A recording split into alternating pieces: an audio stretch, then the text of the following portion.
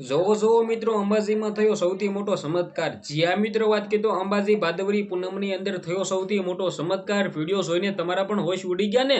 ખાસ કરીને તમને બધા લોકોને ખબર છે કે અત્યારે ગુજરાતની અંદર ભાદરવી પૂનમનો સૌથી મોટો મેળો એટલે કે મિત્રો વાત કરીએ તો અંબાજી ખાતે હજારોની સંખ્યામાં નહીં પરંતુ લાખોની સંખ્યામાં શ્રદ્ધાળુઓ પોતાની માનતાઓ પૂરી કરવા ચાલીને પગપાળા યાત્રા કરીને કોઈ જઈ રહ્યા છે તો કોઈ મિત્રો વાત કરીએ તો દંડવત કરીને જઈ રહ્યા છે।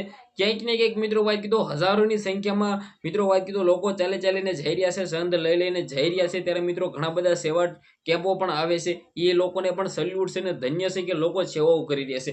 શું મળતી માહિતી મુજબ જાણકારી મળી રહી છે ઉભાઈ તમને બધી ડિટેલ્સ બતાવવા જઈ રહ્યો છું। ખાસ કરીને ભાઈઓ સૌથી પહેલા તો ચેનલમાં પહેલી વાર આવ્યો તો વિડીયો શેર કરીને એક સબસ્ક્રાઇબ કરવાનું ભૂલતા નહીં, જેથી આવા નવા અપ ટુ ડેટ ભાદરવી પૂનમના તમામ વિડીયો જોવા માટે સબસ્ક્રાઇબ કરી નાખો। તમને અંબાજીમાંના તમામ વિડીયો આપણી ચેનલની અંદર જોવા મળશે બિલકુલ ફ્રીની અંદર।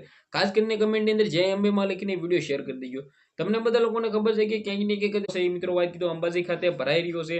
જે આ મિત્રો વાત કીધું તારીખ 7/9/2025 ના દિવસે ગુજરાતની અંદર ભાદરવી પૂનમનો સૌથી મોટો મેળો અંબાજી ખાતે ભરાઈ રહ્યો છે, જેમની અંદર 152 ફૂટની ધજા પણ મિત્રો સૌથી મોટી એમ કીધું અંબાજી મંદિરની અંદર લાગવાની છે।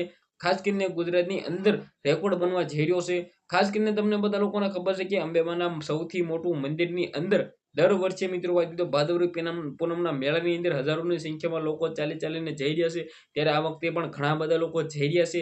ત્યારે સૌથી મોટો ચમત્કાર તમને બધા લોકોને કહું કે આટલા ટાઈમની અંદર જે આ મિત્રો વાત કરીએ તો કળયુગની અંદર આટલા બધા લોકો ચાલીને જઈ રહ્યા છે, આ સૌથી મોટો ચમત્કાર છે। કારણ કે આજકાલ લોકો પાસે ટાઈમ નથી, લોકો કામમાંથી ઊંચા નથી આવતા, પરંતુ ક્યાંક ને ક્યાંક આટલા બધા લોકો ચાલીને જઈ રહ્યા છે તો આ સૌથી મોટો ચમત્કાર કહેવાય। ક્યાંક ને ક્યાંક મિત્રો વાત કરીએ તો અંબેમાનો સૌથી મોટો ચમત્કાર તો એ કહેવાય કે લોકો ચાલીને જઈ રહ્યા છે।